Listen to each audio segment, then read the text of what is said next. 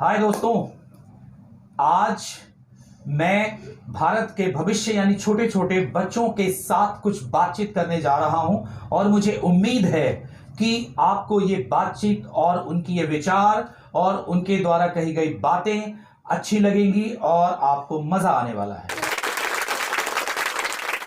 Hello guys, hello sir. How are you all? Fine fine sir. Sir. डर भी लग रहा है? No no sir. सर। घबराहट हो रही है? No sir.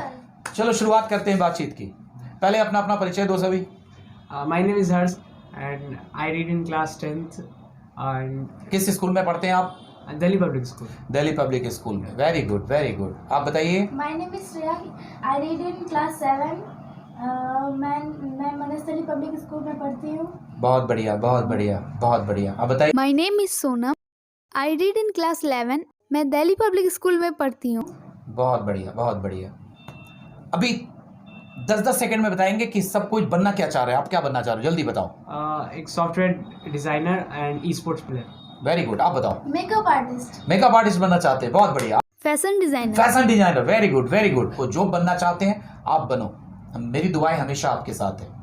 ओके, कुछ ऐसी बातें हैं जो मैं आपसे पूछूंगा, सच सच बताना होगा, झूठ कोई नहीं बताएगा। सही स्कूल जाना अच्छा लगता है? हाँ। इसलिए कि पढ़ाई करना है या इसलिए या दोस्तों से बातें करनी है? पढ़ाई कर रहे हो इसलिए भी, थोड़ा मस्ती कर रहे हो इसलिए भी, मस्ती के लिए भी? नहीं सब चीज के लिए। सबके लिए। ओके, आपको जब स्कूल जाते हैं तो स्कूल में फिर बातचीत करने का दोस्तों के साथ मौका मिलता है, फिर- पढ़ाई गई बाढ़ में? नहीं पढ़ा वो बात नहीं है, मतलब पढ़ने में मजा आता है कि मजा टीचर आता है। अच्छे से पढ़ाते हैं। पढ़ाते हैं, बहुत अच्छा बहुत अच्छा। आपका? मुझे भी अच्छा लगता है स्कूल जाना डेली, और वहाँ नया सीखते हैं डेली। नई नई चीजें सीखने को मिलता है, बहुत बढ़िया। जैसे कोरोना जब आया था तो आप लोगों ने बहुत मस्ती की है ना, बहुत मजा आया। पहले बच्चे सोचते थे, स्कूल जो भी जाने वाले होते थे सोचते थे काश घर से पढ़ाई हो, सुबह उठना ना पड़े, स्कूल नहीं जाना पड़े, यूनिफॉर्म नहीं पहनना पड़े। और ईश्वर ने वो मौका सबको दे दिया, भरपूर दिया कि आपको स्कूल नहीं जाना है, आपको यूनिफॉर्म नहीं पहनना है, आपको घर पे ही रहना है, आराम से सो के उठो, आराम से टाइम से क्लास करो। तो वो ऑनलाइन क्लासेस जो कोरोना के दौरान हुआ था उसका अनुभव कैसा है? मजा आया था उसमें या बोरिंग लग रहा था? मजा तो आया था, लेकिन उसमें थोड़ा मतलब कुछ दिन बाद जो है ना उसे बोरिंग लगने लगा था। क्योंकि बाहर निकलने का मौका हाँ। मिलता नहीं था। बाहर में चाट पकौड़े, पानी पूरी, दोस्तों के साथ क्रिकेट खेल, इन सारी चीज़ों का मौका नहीं मिलता था। और घर में दिन भर रहो और पेरेंट्स से डांट सुनो, ऐसा क्यों किया, ऐसा क्यों किया। ये महसूस हुआ आप लोगों को? कभी कभार। कभी कभार, यानी मज़ा आया। मजा भी अगर आया। लॉकडाउन हमेशा हो जाए तो बहुत मज़ा आएगा। नहीं मजा मतलब शुरुआती में लगा कि हाँ अभी ये ठीक है, फिर जब बाहर जाने को नहीं मिल रहा था तो लगता था कि अजीब, मतलब कैद में है, कैद में जेल में हो, बैठे हैं हाँ, ना। आपको कैसा लग रहा था? थोड़ा अजीब लग रहा था क्योंकि घर से बाहर नहीं निकल पाते थे। निकल पाते थे, अच्छी बात है। बाहर घूमना नहीं, मार्केट नहीं, हाँ, दोस्तों के साथ बातचीत करना नहीं। हालांकि मोबाइल की बहुत बड़ी भूमिका रही है उस लॉकडाउन में, सभी कोई मोबाइल से चिपके रह गए। लेकिन एक बात और आई लॉकडाउन के दौरान कि सभी अपने पेरेंट्स के साथ बहुत वक्त गुजारे। सबों की छुट्टी थी, 24 घंटे सभी फैमिली मेम्बर्स एक साथ रहे। वो कैसा लगा आपको?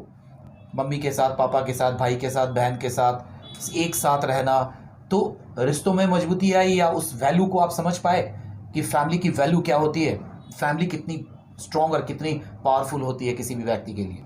यस सर, समझ आया। क्योंकि उस समय पूरे दिन घर पे रहते थे, तो फैमिली के साथ रहते थे, और हमारी जॉइंट फैमिली हम लोग की बेसिकली।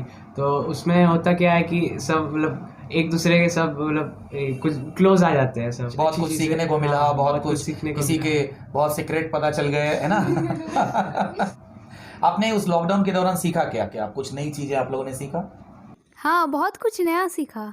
जैसे कि कुछ पेंटिंग, आर्ट, ड्राइंग वगैरह? ड्राइंग वगैरह। ना, खुल के बात करना है, डरना नहीं है, है ना। आपने क्या सीखा, कुछ नया चीज?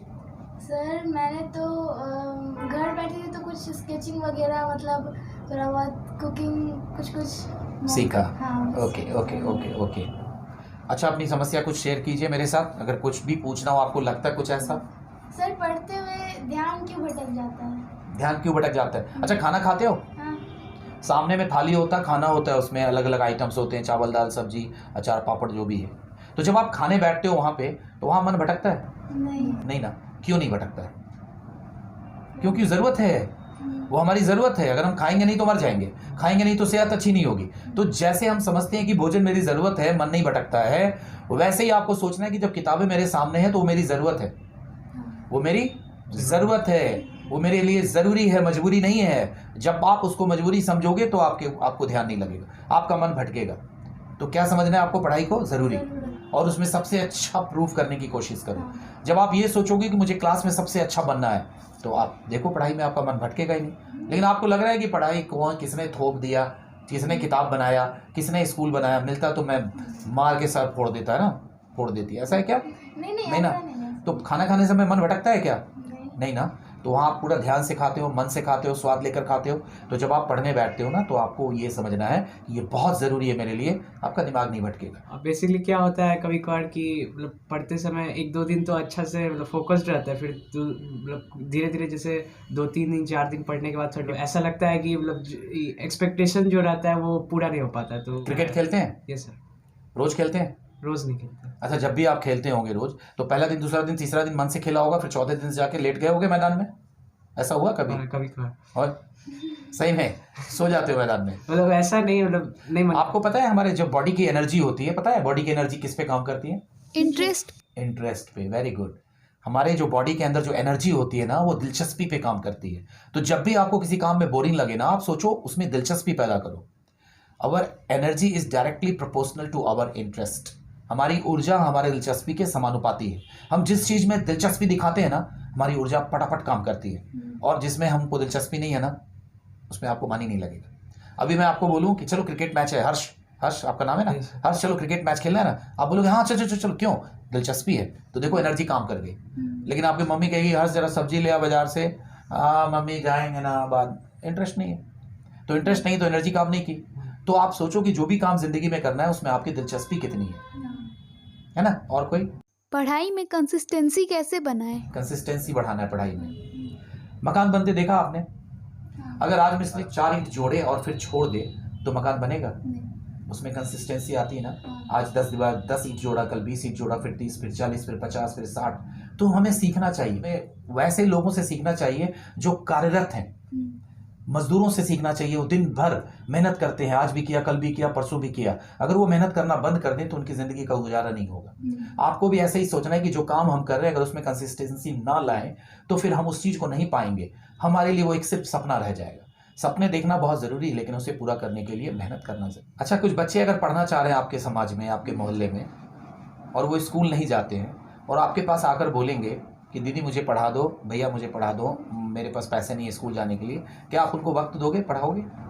बिल्कुल। अगर मम्मी पापा बोले कि नहीं पढ़ाना, तो बात करेंगे, थोड़ा कन्विंस करेंगे उनको ये अच्छा काम है, जरूरतमंदों को पढ़ाना अच्छी बात है। अच्छी बात है, ये होना चाहिए ना।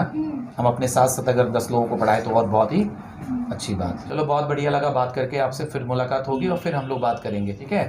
Thank you very much, best of luck.